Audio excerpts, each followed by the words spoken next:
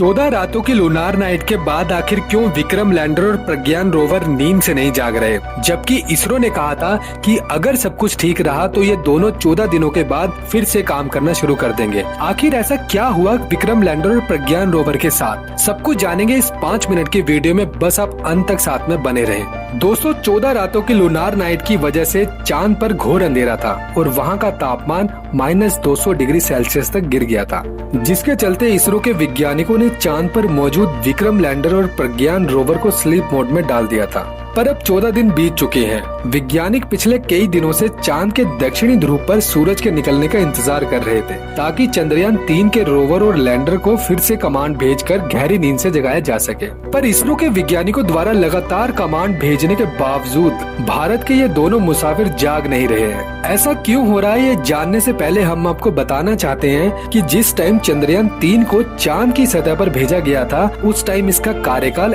1 चंद्र दिवस का था, यानी पृथ्वी के 14 दिनों के बराबर था। और चंद्रयान 3 को 1 चंद्र दिवस से ज्यादा काम करने के लिए डिजाइन नहीं किया गया था।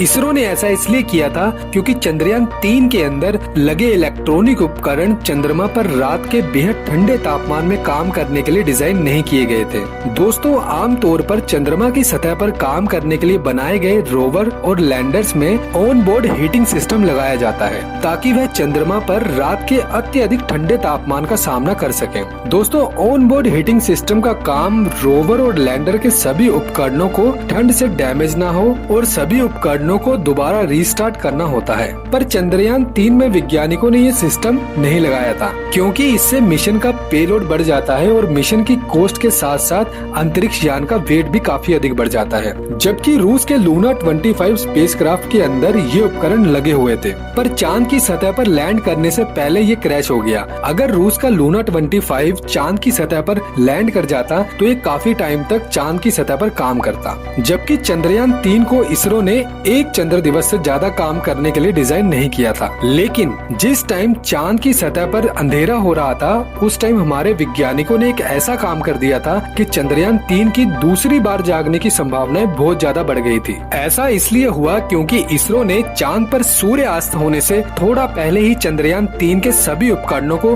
पूरी तरह से बंद कर दिया था और उन्हें स्लीप मोड में डाल दिया था, क्योंकि उस समय लैंडर और रोवर की बैटरी पूरी तरह से चार्ज हो चुकी थी, जो कि लैंडर और रोवर के उपकरणों को रात में जीवित रखने के लिए 14 दिनों तक गर्म रखती। पर अब 14 दिन बीत चुके हैं, पर फिर भी वैज्ञानिक लैंडर और रोवर को स्लीप मोड से नहीं जगा पा रहे हैं। अगर वैज्ञानिकों के लगातार प्रयास के बाद लैंडर और रोवर स्लीप मोड से जाग जाते हैं, तो इसरो के लिए और भारत के लिए इससे बड़ी खुशी की बात क्या होगी। हालांकि इनके दोबारा जागने की संभावनाएं कम है, लेकिन ये कोई निराशाजनक बात नहीं है, क्योंकि हमें ये भी नहीं भूलना चाहिए कि इस मिशन ने भारत को कितना गर्व करने का मौका दिया है और भारत का कद वैश्विक स्तर पर कितना उठा दिया है। दोस्तों, इन दोनों मुसाफिरों को जगाने के लिए वैज्ञानिकों ने अभी तक काफी ज्यादा प्रयास करा है और वैज्ञानिक लगातार लैंडर को कमांड भेज रहे हैं। इस कमांड को लैंडर रोवर तक ट्रांसफर कर देगा। वैज्ञानिकों को अभी भी आशा है कि कमांड रिसीव करते ही ये दोनों वापिस से चांद की सतह पर उठ खड़े होंगे। उम्मीद करता हूँ आपको ये वीडियो पसंद आई होगी। अगर आई है तो चैनल को सब्सक्राइब और वीडियो को लाइक जरूर करें।